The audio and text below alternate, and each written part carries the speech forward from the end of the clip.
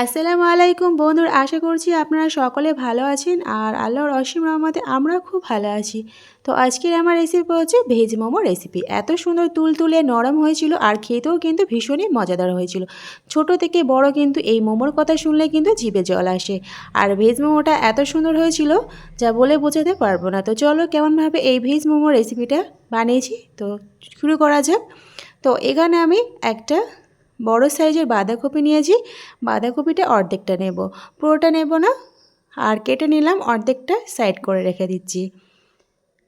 তো আমার ভিডিও যে যেখানে পারছেন দেখছেন দেশ বা বিদেশের বাইরে, তাদেরকে অসংখ্য অসংখ্য ধন্যবাদ আমার এই আজকের রেসিপিটা দেখার জন্যে। আর বাঁধাকপির উপরে খোসাগুলো আমি ছাড়িয়ে ফেলে দিচ্ছি।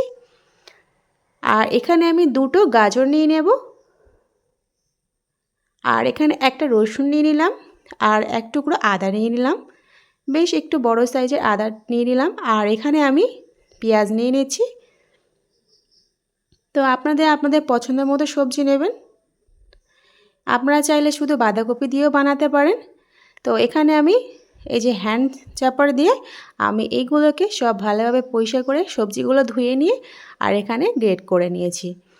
তো এখানে দেখতে পাচ্ছেন আমি গ্রেটটা করে নিয়েছি, গ্রেটারের সাহায্যে শুধু গাজরটা গ্রেট করে নিয়েছি। আর হ্যান্ড চপারে আমি এইগুলো বাকিগুলো বাঁধাকপি, পেঁয়াজ, রসুন, আদা এগুলো হ্যান্ড চপারে দিয়ে করে নিয়েছি। এবার আমি মাখানোর জন্য একটা কড়াইতে আমি দিয়ে দিলাম, সব সবজিগুলো দিয়ে দিচ্ছি। এবারে এখানে বেশ একটু লবণ আমি বেশি করে দিয়ে মাখিয়ে রেখে দেব, যাতে করে সবজিটা নরম হয়ে যায় আর সবজি দিয়ে এক্সট্রা জল থাকবে সে জলটা যেন বেরিয়ে যায়। তো আমার চ্যানেলে যারা নতুন, তোমাদের যদি আজকের রেসিপিটা ভালো লেগে থাকে আর আমাকে যদি বন্ধু করতে চাও, তাহলে প্লিজ সাবস্ক্রাইব করে পাশে থেকে যেতে পারেন। এই লবণটা দিয়ে খুব ভালোভাবে সবজির সঙ্গে খুব ভালোভাবে চটকে নিচ্ছি। আর এটাকে আমি 20 মিনিটের মতো রেস্টে রেখে দিচ্ছি, ঢাকা চাপা দিয়ে, ঢাকনা চাপা দিয়ে। 20 মিনিট পর ফিরে আসতে বন্ধুরা, দেখতে পাবেন কতটা জল বেরিয়েছে সবজি থেকে। আমি এইভাবে চিপসে চিপসে সবজিগুলো আমি আলাদা করে নিচ্ছি। তো দেখতে পেলেন কতটা জল বেরিয়েছে সবজি থেকে। আর এখানে লবণটা বেশি যেহেতু দিয়েছিলাম বলে আর এখানে লবণ আর ইউজ করব না। তো চলো এবারে আমি সবজিটা মাখিয়ে নিই।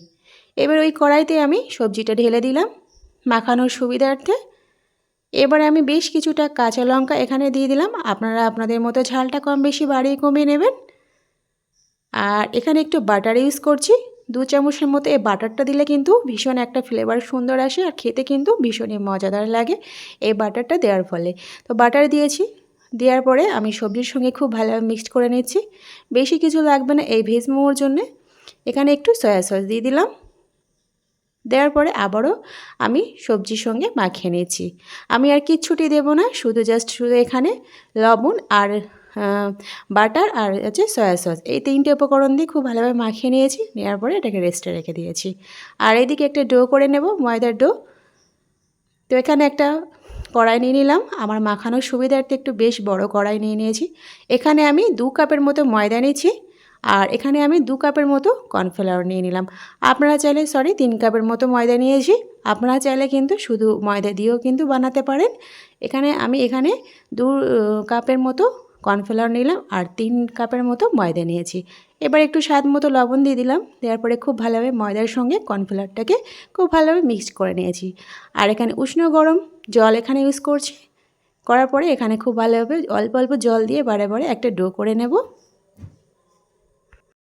তো এখানে আমি ডোটা ভালো করে আবার একটু জল দিয়ে দিলাম, গরম জল, উষ্ণ গরম জল। দেওয়ার পরে খুব ভালোভাবে নেড়ে চেড়ে নিয়ে আমি এবারে হাত দিয়ে ভালোভাবে মেখে নিচ্ছি ময়দাটাকে। খুব ভালোভাবে নরম করে মাখবো, এতে করে কিন্তু মোমোটা খুব সুন্দর হয় আর নরম নরম খেতে লাগে, ভীষণই মজাদার হয়। তো দেখতে পাচ্ছেন ডোটা এত সুন্দর নরম, দেখো হাত দিলে একদম কিন্তু হাতে দেখতে পাচ্ছেন কত সুন্দর সফট হয়েছে।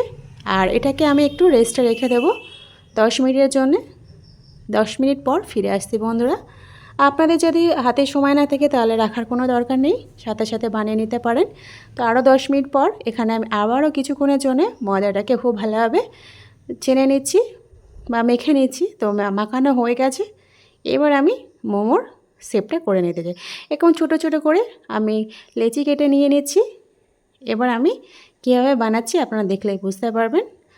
তো এটা বলার কিছু নেই। তো এবার একটু ছোট করে আমি রুটির মতো করে বেলে নিলাম। তবে আমি মোমোর সাইজটা একটু বেশি বড় করেছিলাম, আপনারা চাইলে কিন্তু একটু ছোট করতে পারেন, যেমন মোমোর শেপ হয় সেইভাবে আমি শেপটা বানালাম। তো এইভাবে বাকিগুলো আমি সব বানিয়ে নেব। আবারও একটা আপনাদেরকে দেখাচ্ছি। এবার আমি দেখতে পেলে বুঝতে পারবেন কেমনভাবে আমি বানাচ্ছি, খুব সহজভাবে, একদম ঝামেলা ছাড়া এই ডিজাইনটা। আপনারা চাইলে অন্য ডিজাইনও বানাতে পারেন, তবে আমার কাছে এই ডিজাইনটাই মনে হয় খুব সহজ।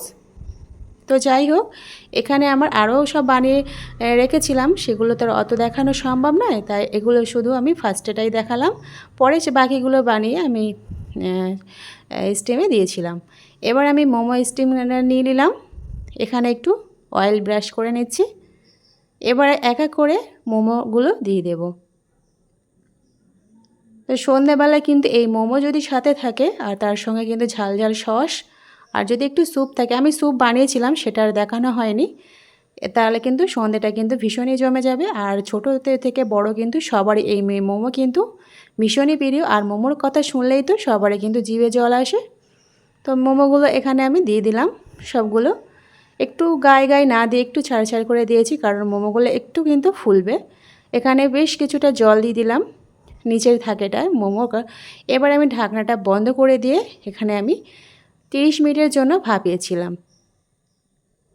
যতক্ষণ 30 মিনিট পর ফিরে এলাম বন্ধুরা, এখানে আমার একদম পুরোপুরি রেডি হয়ে গেছে।